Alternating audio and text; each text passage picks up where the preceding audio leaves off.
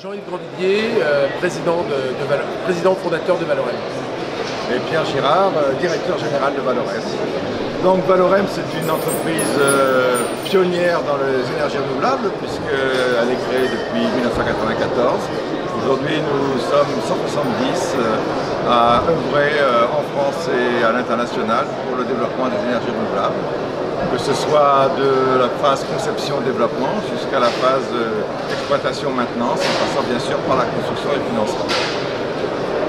Et donc on est un opérateur de ce fait intégré verticalement sur toute la chaîne de la valeur de la production d'électricité verte, donc depuis le développement qui est l'activité d'origine jusqu'à l'exploitation et la maintenance et en passant par la construction.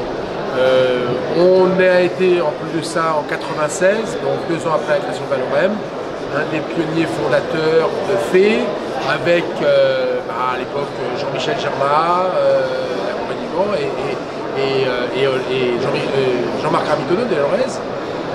Voilà, et entre autres, après ça, donc effectivement, dans ces années, fin des années 90, on a contribué et fait le lobbying pour mettre en place un cadre réglementaire qui est arrivé avec les premiers tarifs de juin 2001. Et ensuite, j'ai mené la négociation avec le gouvernement pour obtenir les tarifs de 2006 qui nous gouvernent encore au niveau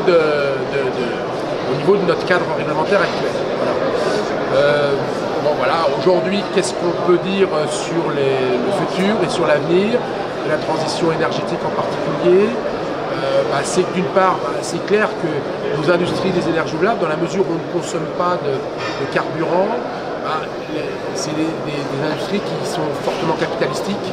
Mais il ne faudrait pas que la transition énergétique se limite à une question de gros sous, et il faudrait quand même qu'elle adopte les valeurs et les couleurs de l'écologie en particulier et des valeurs vertes, on va dire, en particulier en privilégiant le contenu local et l'emploi local dans les installations qu'on peut faire, en privilégiant aussi la préservation de l'environnement et en privilégiant aussi tout ce qui est investissement citoyen, participatif, etc.